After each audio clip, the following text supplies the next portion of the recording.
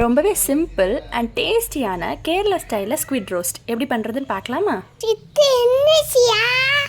சித்தி கனவா மீனில் ரோஸ்ட் பண்ண போகிறேன். அதுக்கு ஃபர்ஸ்ட் ஸ்டவ் ஆன் பண்ணிவிட்டு மண் சட்டி சூடானதும் உனக்கு எப்படி செய்யணும்னு தெரியுமா?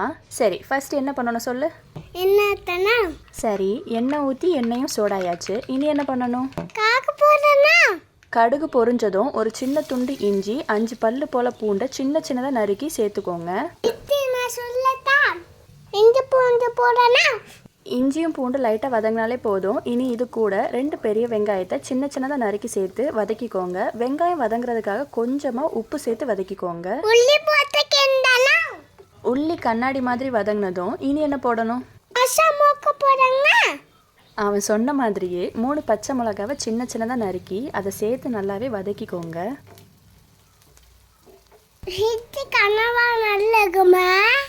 கனவா மீன் சூப்பராக இருக்கும் மக்களே. அதுவும் சித்தி செஞ்சு தர மாதிரி நீ சாப்பிட்டனா செம்ம டேஸ்ட்டாக இருக்கும். செஞ்சு தரேன். வெங்காயமும் பச்சை மிளகாவும் வதங்கினதும் நம்ம இது கூட கொஞ்சமாக கருவேப்பிலை சேர்த்து அதையும் நல்லாவே கலந்து விட்டுக்கலாம். இனி நம்ம இது கூட 2 தக்காளி பழத்தை குட்டி குட்டியாக நறுக்கி அதையும் சேர்த்து நல்லாவே வதக்கிக்கலாம். அவனும் கண்டிப்பாக சொல்லியே தான் தீருவானா, கொஞ்சம் அதையும் கேளுங்க. வெங்காயமும் தக்காளியையும் நல்லா மசிகிற அளவுக்கு வதக்கிக்கோங்க. அப்போ தான் ரொம்பவே டேஸ்ட்டாக இருக்கும். வெங்காயமும் தக்காளியும் நல்லா வதங்கினதும் நம்ம இனி இது கூட மசாலா எல்லாம் சேர்த்துடலாம். 1/4 spoon 1 spoon 1 spoon 1/4 spoon 1/2 spoon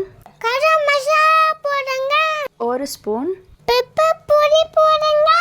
தேவையான அளவு உப்பு போடுங்க. எல்லா மசாலாவும் போட்டுட்டு இனி நம்ம என்ன பண்ணணும்? சித்தி தண்ணி ஊத்தலையா? மசாலாவோட ராஸ்மெல் போகிறதுக்காக நம்ம இதில் தண்ணி சேர்க்க வேண்டிய அவசியம் இல்லை. நம்ம ரோஸ்ட் பண்ணுறதுனால அந்த எண்ணெயிலே போட்டு நல்லாவே வதக்கிக்கோங்க. நம்ம கனவா சேர்க்கும்போது கனவாலேருந்தும் தண்ணி வரும், அதனால் நம்ம தண்ணி சேர்க்க வேண்டாம். மசாலாவோட ராஸ்மெல் எல்லாம் போனதும் நம்ம க்ளீன் பண்ணி கட் பண்ணி வச்சுருக்கிற அந்த கனவாவை சேர்த்து நல்லாவே மிக்ஸ் பண்ணி விட்டுக்கோங்க. மசாலாவோட நல்லாவே கோட் ஆகிற மாதிரி கனவாவை நல்லாவே மிக்ஸ் பண்ணி விட்டுக்கோங்க. இனி ஒரு 5 மினிட்ஸ்க்கு மூடி போட்டு நல்லாவே வேக வச்சுருங்க. மேக்ஸிமம் 6 to 7 மினிட்ஸ் தான் வேக வைக்கணும். ஏன்னா அதுக்கு மேலே வேக வச்சோன்னா கனவா வந்து ஒரு மாதிரி டஃப்பாக ரப்பரி ஆயிரும், சாப்பிட்றதுக்கு நல்லா இருக்காது.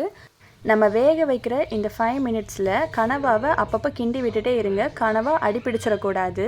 அவ்வளோதான். மேக்ஸிமம் ஒரு 6 to 7 மினிட்ஸ்லேயே நம்ம கனவா வந்து ரெடி ஆயிரும். இப்போவே நீங்கள் இறக்குனீங்கன்னா தான் கனவா ரொம்ப சாஃப்டாக சாப்பிட்றதுக்கு ரொம்பவே டேஸ்ட்டாக இருக்கும்.